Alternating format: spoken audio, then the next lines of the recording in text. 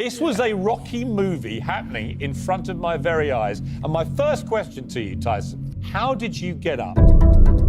Boxing, much like other professional sports, is a game of extreme highs and intense lows. This is boxing at its best. Where fighters push themselves to the very brink.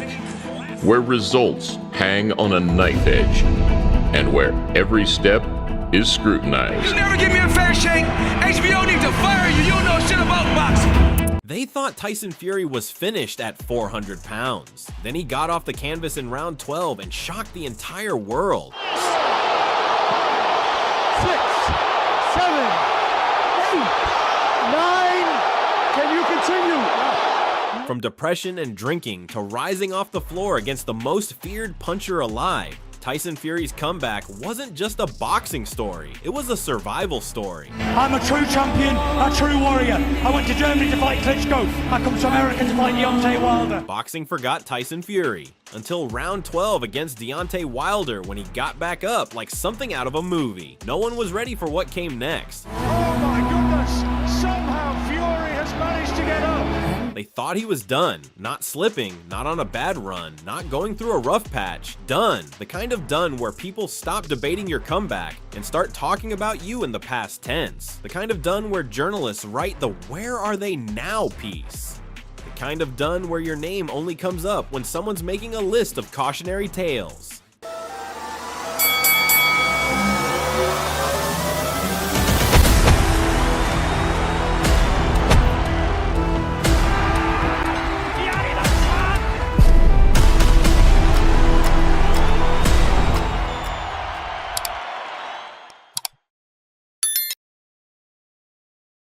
Tyson Fury had climbed all the way to the top of heavyweight boxing. Beat the man everyone said was unbeatable. Took the belts off Wladimir Klitschko in November 2015. Shocked the sport, shocked the world, and then everything fell apart. And I don't mean fell apart like a bad press conference. I mean fell apart like someone set fire to the whole building. The weight exploded, the drinking got ugly, the depression got darker, and the man who just conquered the heavyweight division looked like he might never fight again. Fury later said he ballooned to somewhere around 400 pounds during that stretch. If you look back a year ago today, I was about 400 pounds. I was in terrible shape.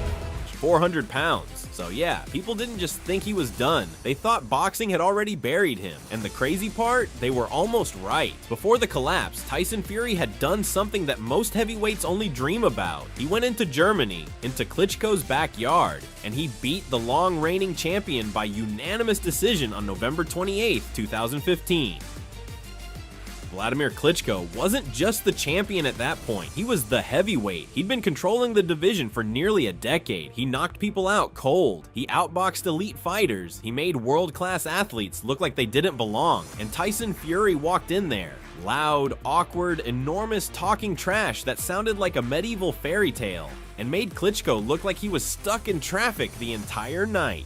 Fury took the WBA, IBF, and WBO titles that night, all 3 belts, stripped Klitschko of the longest title reign in modern heavyweight boxing. That should have been the beginning of a legendary era. Fury was the lineal heavyweight champion, the man who beats the man, the guy who conquered the mountain everybody else was afraid to climb. Instead, it became the beginning of a personal free fall. Fury has spoken openly, in interviews and documentaries, in his own book, about depression, substance abuse, and feeling like he didn't want to live during that layoff. That part matters, because this story is not about belts. It is not about championships or rankings or who the sanctioning bodies say is the man. It is about a man winning the biggest fight of his career and then losing the most important fight of his life, the one inside his own head. That's why this story hits different, because boxing fans love the violence, they love the power shots, they love the drama, but what they really remember: pain, survival, transformation. That's why men like Tyson Fury exist, not because life was easy, because it wasn't, built for fighters.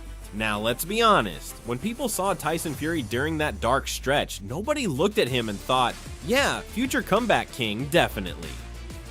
No, people looked at him and thought, brother, are we absolutely certain this man is still fighting heavyweights and not just aggressively competing with Buffett tables?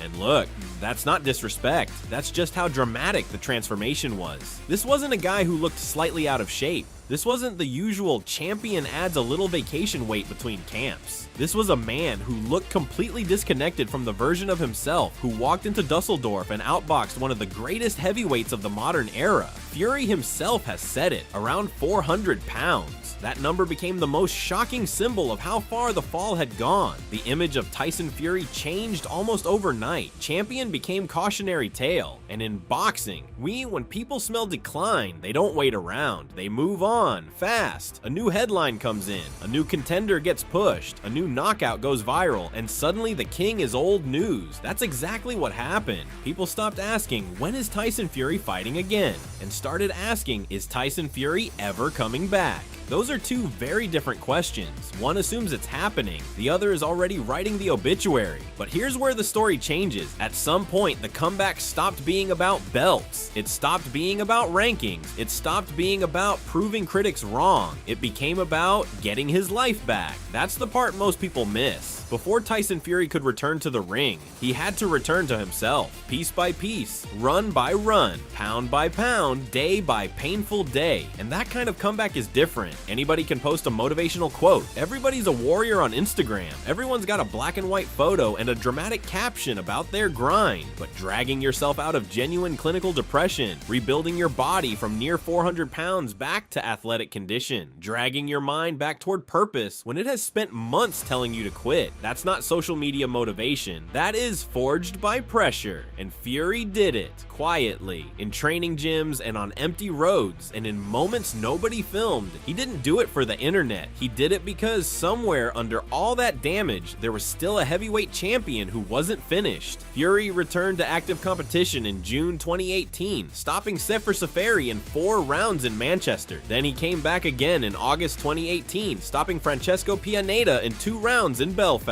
Now, let me be clear, those fights weren't the point. Some people looked at the opposition and called it a soft landing, and maybe it was, but the point of those fights wasn't to impress anybody. The point was to test the machinery, get the timing back, get the reflexes online, get comfortable under the lights again. Because elite heavyweight boxing is unforgiving. One mistake, one lapse in concentration, one step too slow, and somebody is turning your lights out. And while Fury was rebuilding, one name was sitting there like the final exam at the end of the course. Deontay Wilder. Wilder wasn't just dangerous. He was the kind of dangerous that changes how people breathe when they watch. At the time Fury was rebuilding, Wilder was the WBC heavyweight champion with a professional record of 40 wins and 0 losses, with 39 of those 40 wins coming by way of knockout, 39 knockouts in 40 fights. He wasn't winning fights, he was ending them permanently. Wilder carried what many in boxing called the single most dangerous right hand on the planet, the kind of punch that doesn't just hurt you, it convinces you to retire. Champions with name value had been knocked cold. Guys who had business being competitive with Wilder had ended up looking at the ring lights, wondering what postal code they were in. And into that fight, into that fire, walked Tyson Fury, still rebuilding, still not 100%, still carrying every scar from the dark years. And here's the thing about that decision, that right there was seconds 91, the moment after everything told you to stop, when the easy path was somewhere else, when nobody would have blamed you for taking a softer fight first. Fury chose the hard road. Again, December 1st, 2018, Staples Center, Los Angeles, California. The building was sold out. The atmosphere was electric. Fury entered to Patsy Cline's Crazy, because of course he did. The early rounds were a chess match. Fury used every inch of his 6'9" frame. He moved, he circled, he used his jab like a weapon and a shield at the same time. He was frustrating Wilder, making the most feared puncher in boxing reach, miss, reset, and the crowd started to feel it. This wasn't the broken man they'd heard about. This wasn't the guy who'd been written off. This was the tactical heavyweight genius who'd outboxed Klitschko 3 years earlier. Wilder landed shots. There were moments where he hurt Fury. The Bronze Bomber never stopped looking for that one right hand, but through the early and middle rounds, Fury was controlling the narrative. What angle it's coming from, and you never know. In that second round, Wilder was 11-27. Take carry a bit of that weight. That's the whole point of the weight game. And get him tired a little bit. So far. Then came round 9. Wilder landed a sharp right hand and Fury went down. First knockdown of the fight, but Fury beat the count, shook it off, kept going, and the crowd roared. Now we're in the championship rounds. Round 12. The final round of a fight that had already delivered everything you could ask for. Wilder landed a left hook, then a right hand, and Tyson Fury went down hard. Both arms flat, both legs flat, head back against the canvas. Referee Jack Rice began the count. The crowd in Staples Center went silent for a split second, then erupted, because what happened next is something boxing has been talking about ever since. Fury started moving, his feet found the canvas, his hands pushed off the floor, his body rose. At the count of 9, Tyson Fury was standing.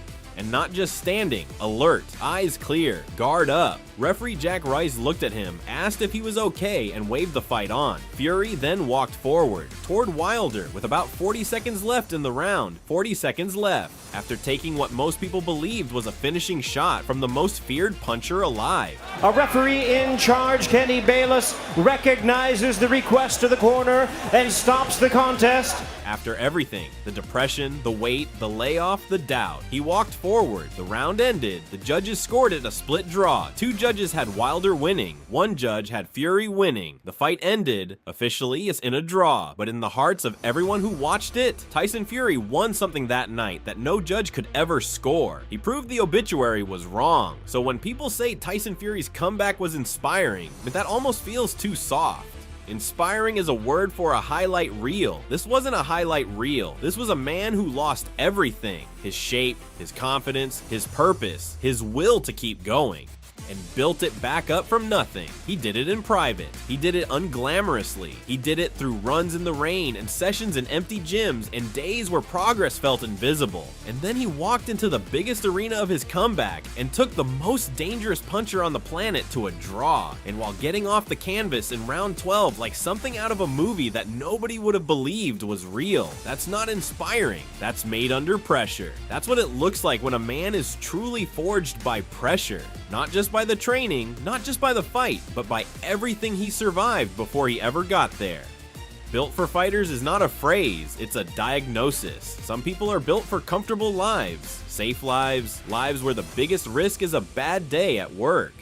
And then there are people like Tyson Fury, people who are built for fighters, who can only exist in the fire, who don't come alive on the comfortable road, who need the weight to become themselves. And that's why this story works, because people love a resurrection. They love the moment the world writes somebody off, and that person comes back like, appreciate the obituary, but I'm still here.